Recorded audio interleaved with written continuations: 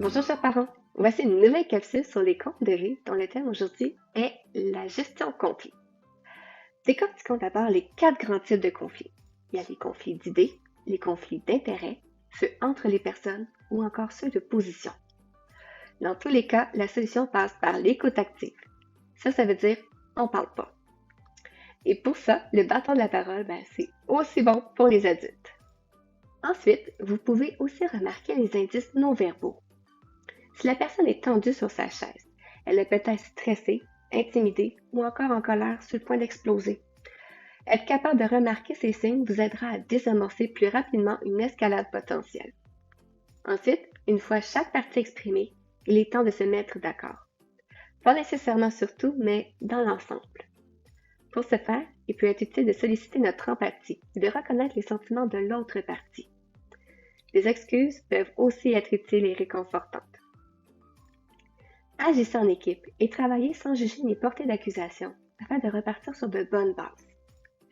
Selon la méthode Thomas Kilmann, il y a 5 types de gestion de conflits.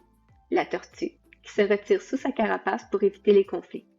Elle préfère renoncer à leurs intérêts par rapport aux autres et n'a aucun espoir de résoudre les conflits tellement elle se sent démunie. À l'inverse, le requin, lui, il essaie par tous les moyens de dominer son adversaire et atteindre ses objectifs à n'importe quel prix. Pour le nounours, c'est plutôt les rapports avec autrui qui sont importants, alors que leurs intérêts passent au second plan.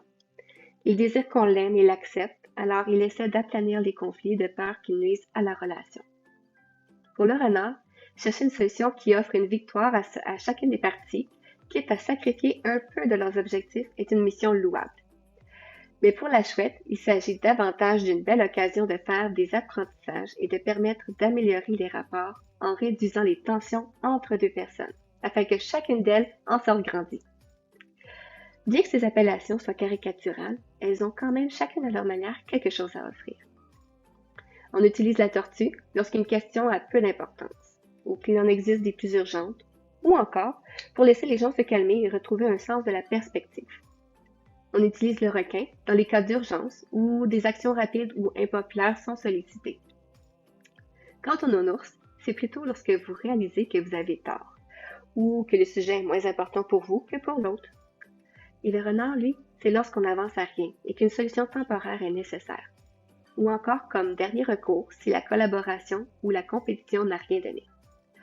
La chouette, elle, sert à apprendre et obtenir l'engagement de l'autre en intégrant leurs problèmes dans un accord. Et la négociation dans tout ça?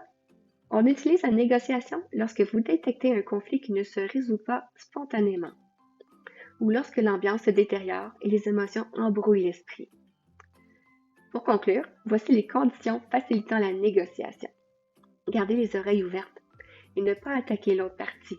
Ventilez d'abord vos émotions. Clarifiez les petits détails et pensez à l'après-négociation. Et faites attention aussi à ses perceptions. Voilà, c'était mes trucs et astuces pour la gestion de conflit. J'espère que ce topo vous aura aidé et si vous l'avez aimé, n'oubliez pas de m'encourager avec un commentaire ou un j'aime et abonnez-vous pour d'autres sujets. À bientôt, j'espère.